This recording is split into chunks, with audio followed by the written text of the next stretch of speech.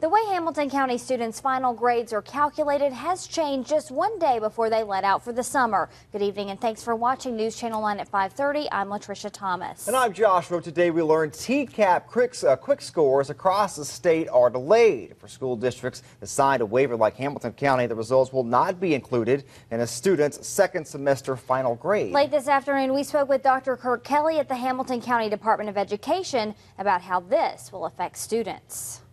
The superintendent did was ask for a waiver, so we're not going to use the quick scores as 15% of the grade. Kelly says the school and teachers will work with borderline students who did exceptionally well on the TCAP, and they will come up with additional summer plans for their grades. But that is not the only uncertainty involving TCAP testing. News Channel 9's Brianna Arredondo joins us now to explain. Brianna.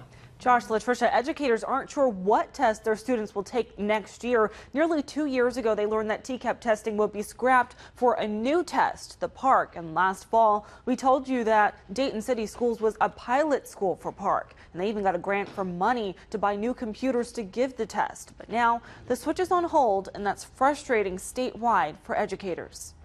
It's like a cylinder.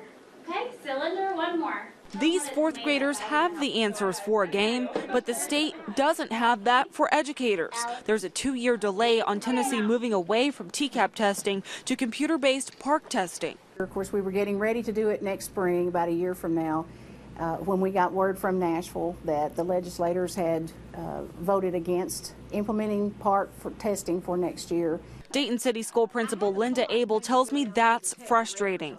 Grant money bought new computers for PARCC testing, but now several monitors sit unused, still in boxes. Educators say they aren't sure what test students will take next year. But you know, there's always changes coming down, so we just kind of try to go with what we're told day to day and just make the best out of it. When they do give the PARCC test, the school plans to knock out walls and test an entire grade at one time. I feel like we're prepared, and it's just a matter of implementing it in our classroom. So I'd say most of us are ready and excited about the changes.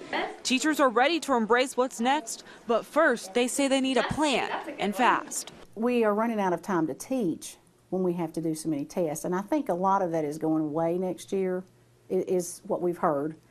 So that would be what I would ask, is just, you know, if we could have a plan and hopefully stick with it. Again, that delay affects all schools in Tennessee. Dayton City educators say that decision won't affect how they teach their students. I contacted the State Department of Education for a comment, but I didn't hear back in time for this newscast.